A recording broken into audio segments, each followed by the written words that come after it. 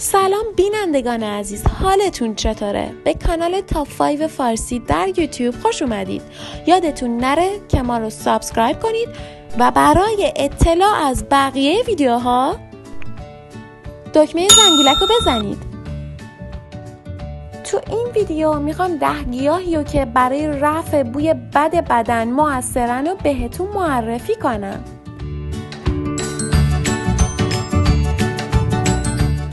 تا آخر این ویدیو همراه ما باشید.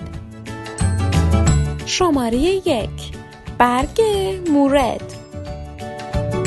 پاشیدن برگ خشک شده گیاه مورد یا شستشوی پوست با دم کرده غلیظ برگ مورد به علت داشتن تانن فراوان و خاصیت قابض بودن تعریق پوست رو کنترل میکنه و اسانس معطر اون باعث خوشبویی بدن میشه. شماره 2. برگ شیرین بیان. دم کرده غلیظ برگ تازه شیرین بیان رو جهت شستشوی موزه عرق روزی 2 تا 3 بار استفاده کنید تا از بوی بد عرق رهایی پیدا کنید.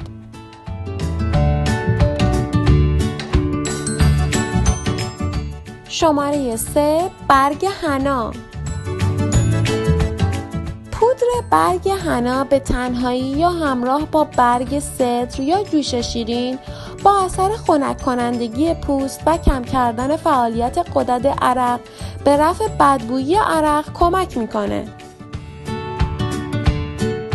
همچنین میتونید حنا رو با جوشونده سماق یا سرکه خمیر کنید و به موزه عرق بمالید و نیم ساعت بعد با آبغوره یا سرکه رقیق شده موزه رو شستشو بدید.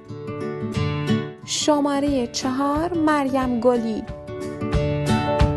از جوشونده گیاه مریم گلی همراه با گل ختمی و زوفا میتونید شربت خوراکی تهیه کنید و روزی 2 بار میل کنید تا در کاهش تعریق بدن اثر بذاره.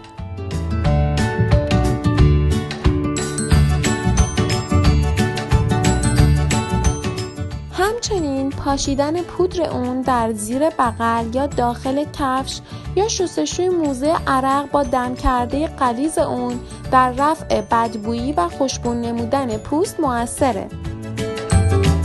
شماره 5. مازو.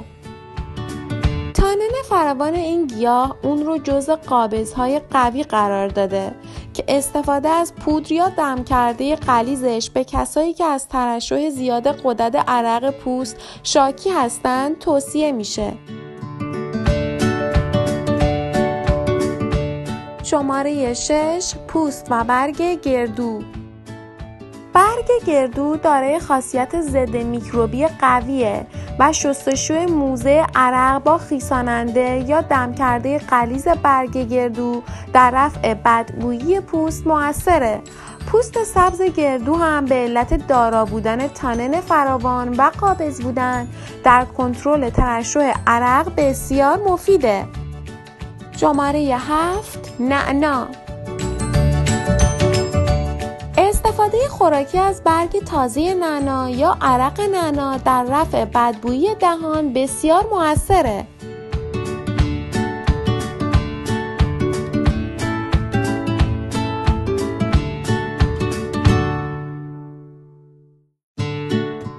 همچنین استفاده از دم کرده نعنا جهت شستشوی بدن علاوه بر رفع بدبویی و کم کردن ترشح غدد عرق باعث خوشبو شدن بدن هم میشه.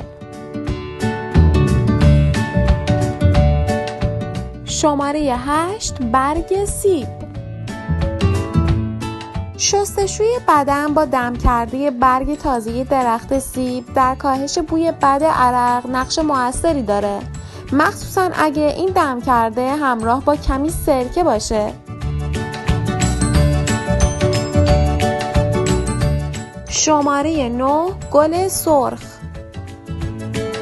گذاشتن گلبرگ‌های تازه گل سرخ روی موزه عرق یا شستشوی بدن با گلاب یا پاشیدن پودر گل سرخ به زیر بغل یا داخل کفش از دیگر روش‌های طبیعی کاهش عرق و رفع بوی اون محسوب میشه. شماره 10 رزماری. گیاه که به اکلیل کوهی نیز شهرت داره، در کاهش تعریق بدن اثر بسزایی داره. میتونید ترکیبی از 50 گرم پودر برگ رزماری رو با 200 گرم پودر تالک تهیه کنید و روزی 2 تا 3 بار به محل عرق بپاشید.